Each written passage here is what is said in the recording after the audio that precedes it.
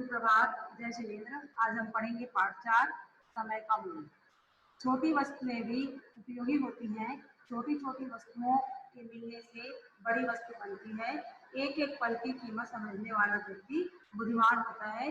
इस कविता में छोटी छोटी वस्तुओं के मिलने से बड़ी वस्तु बनती है और उसका क्या महत्व है इसके बारे में बताया गया है। मिले फूल से फूल तो गुलदस्ता बन जाता है, ईंट से ईंट जुड़े तो देखो सुंदर घर बन जाता है। इस कविता में बताया गया है कि फूल और फूल के मिलने से जब बहुत सारे फूलों को आप एक साथ इकट्ठा करके रखोगे या एक साथ मिलाओगे तो एक सुंदर सा गुलदस्ता बन जाता है। और ईंट को जोड़ने से, ईंट है उसके ऊपर आप ईंट रखते जाएंगे तो उससे सुंदर घर बन जाता है। छोटी छोटी जल की बूंदें सागर बन लहराती हैं, मिट्टी के कण कण से ही या पृथ्वी बन जाती है। छोटी छोटी जल की बूंदें जब गिरती हैं तो उनके गिरने से एक सागर बन जाता है और मिट्टी के कण कण से पृथ्वी बन जाती है। मिट्टी के कण कण से पृथ्वी बन जाती है। ध्यान से सुनिए आप लोग। कविता में छोटी चीजों के महत्व के बारे में बताया गया है। पल पल छोटा लगता है पर इससे युग बन जाता है। पल पल का जो मोल समझता बुद्धिमान कहलाता है। पल पल छोटा लगता है, समय हमको बहुत छोटा लगता है, लेकिन छोटा छोटा जो समय होता है उससे ही युग बन जाता है, एक बहुत लंबा समय बन जाता है। और पल पल का जो मोल समझता, जो समय का मोल समझता है या समय की कीमत समझता है, समय से काम करता है, उठता है, सोता है, खाता है, पूरे अपने कार्य को समय पे करता है, वह बुद्धिमान कहलाता है। आया समझ में आप लोगों को? एक बार ध्यान से और सुनिए, ध्यान से एक बार और सुनिए। मिले फूल से फूल तो गुलदस्ता बन जाता है, ईंट से ईंट जुड़े तो देखो सुंदर घर बन जाता है। फूलों के मिलने से, बहुत सारे फूलों को जब मिला करके रखोगे या आप इकट्ठा करके रखोगे, इकट्ठा करोगे आप तो उससे सुंदर गुलदस्ता बन जाता है। ईंट और ईंट को जोड़ने से सुंदर घर बन जाता है। छोटी छोटी जल की जो बूंदें होती हैं वो गिरती हैं तो उससे सागर बन जाती हैं। और मिट्टी के कण कण से, छोटे छोटे कणों से, मिट्टी के छोटे छोटे कणों से हमारी पृथ्वी बन जाती है। पल पल छोटा लगता है पर इससे युग बन जाता है। पल पल छोटा लगता है पर इससे युग बन जाता है। पल पल का जो मोल समझता बुद्धिमान कहलाता है। पल पल छोटा लगता है हमको, समय बहुत छोटा लगता है हमको, लेकिन उस छोटे समय का भी बहुत महत्व होता है। हमें व्यर्थ में उसे नहीं गंवाना चाहिए। हमें समय व्यर्थ में नहीं गंवाना चाहिए। एक एक समय हमारे लिए बहुत कीमती होता है, कीमत होता है एक एक पल का। हमें छोटा लगता है लेकिन कुछ छोटे समय मिलकर ही, छोटा छोटा जो समय है वह मिलकर ही एक युग बन जाता है। पल पल का जो मोल समझता बुद्धिमान कहलाता है। जो समय का महत्व समझता है, समय का मोल समझता है, एक एक मिनट का समय समझता, कीमत समझता है, वह बुद्धिमान कहलाता है। आए समझ में आप लोगों को? कविता की पंक्ति और कविता का अर्थ समझ में आया आप लोगों को? देखिए नीचे, ईंटों से बनते हैं घर। ईंटों से क्या बनता है? ईंटों से बनता है घर। बूंदों से क्या बनते हैं? सागर। कण कण मिट्टी से बनती है पृथ्वी। इस कविता के लिए सबसे सही नाम क्या होगा? समय का महत्व। इस कविता में हमें क्या सीख मिलती है कि समय का ध्यान रखने से बुद्धिमान बनते हैं। समय का ध्यान रखने से बुद्धिमान बनते हैं।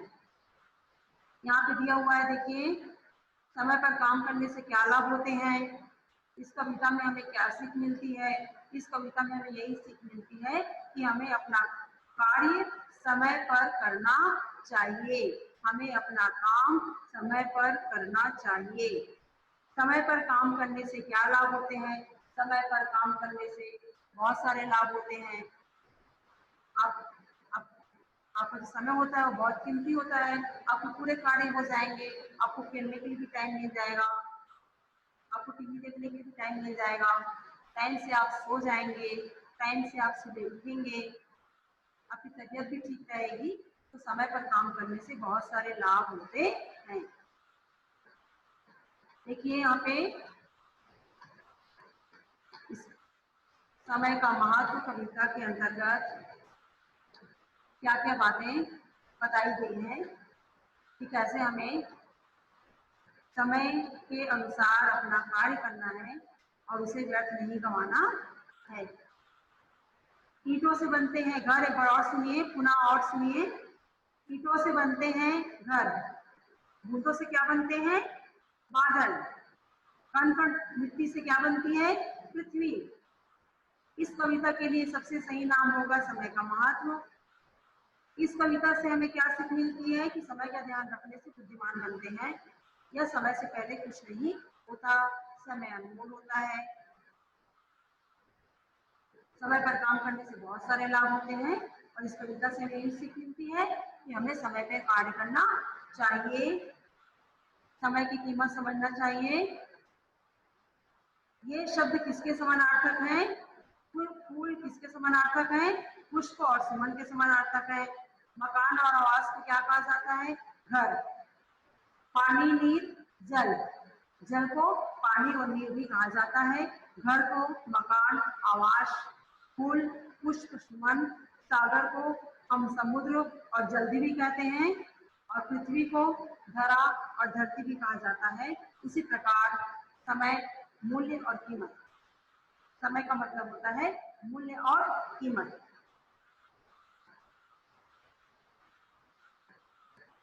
फूल को देखिए पुष्प भी कहा जाता है और सेकंड दिया है फूलना।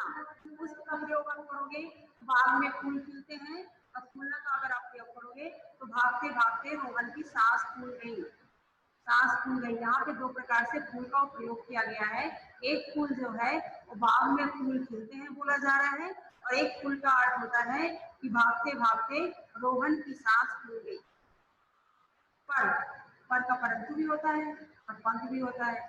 जल का हम दो प्रकार से प्रयोग करेंगे, एक पानी के रूप में, एक जलना के रूप में। शब्द के जिस रूप से व्यक्ति या वस्तु के एक या एक से अधिक होने का पता चलता है उसे हम वचन कहते हैं। जैसे घड़ी का घड़ियां, फुहार का फुहारे। उसी प्रकार नीचे देखिए दिया हुआ है, आपको उसका वचन चेंज करके लिखना है। शब्दों के वचन बदलकर लिखिए। ईंट है तो ईंटे हो जाएगा, बूंद का बूंदे, कांटा का कांटे, गुलदस्ता का गुलदस्ते, पेंसिल का पेंसिलें और पत्ता का पत्ते।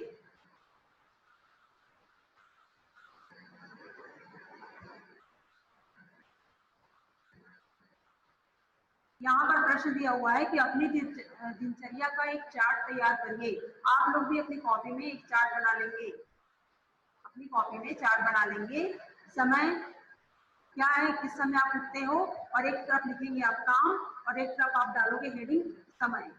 समय में समय डालोगे आप और उस समय में आप कौन सा कार्य करते हैं वो आप काम, जहाँ पे काम लिखा हुआ है देखिए यहाँ पे समय लिखा हुआ है और यहाँ पे काम लिखा हुआ है। तो समय जहाँ पे रहेगा वहाँ पे आप समय डालेंगे और जो काम आप करते हैं वो यहाँ पे आप डालेंगे। अपनी कॉपी में सुंदर सा इस चार्ट को बना लेंगे और चार्ट पे समय भी आप लिखेंगे और कार्य भी लिखेंगे कि कौन सा कार्य आप करते हैं। एक बार और पुनः कविता को सुनिए और कविता का अर्थ भी सुनिए। ध्यान से आपको सुनना है। मिले फूल से फूल तो गुलदस्ता बन जाता है, ईंट से ईंट जुड़े तो देखो सुंदर घर बन जाता है। फूलों के मिलने से क्या बनता है? गुलदस्ता बन जाता है और ईंटों को जोड़ने से सुंदर घर बन जाता है। छोटी छोटी जल की जो बूंदें होती हैं उनसे सागर बन जाती हैं और मिट्टी के जो छोटे छोटे कण होते हैं उनसे पृथ्वी बन जाती है। पल पल छोटा लगता है हमको, समय कम लगता है हमको, छोटा लगता है समय, लेकिन तो छोटे से समय का भी बहुत महत्व होता है और छोटे छोटे समय मिल करके एक बहुत बड़ा युग बन जाता है। और जो उस समय की कीमत समझता है या समय पर कार्य करता है तो वह बुद्धिमान कहलाता है। मोल का मतलब होता है कीमत, पल पल यानी छोटा छोटा, युग यानी बहुत लंबा समय, बुद्धिमान यानी होशियार। दिया यहाँ पर, ईंटों से बनते हैं घर, बूंदों से बनते हैं बादल, कण कण मिट्टी से बनती है पृथ्वी, सबसे सही नाम होगा समय का महत्व। और यहाँ पर है, हमें क्या सीख मिलती है कि हमें समय का ध्यान रखने से, जो व्यक्ति समय का ध्यान रखता है वह बुद्धिमान कहलाता है, समय अनमोल होता है। समय पर कार्य करने से बहुत सारे लाभ होते हैं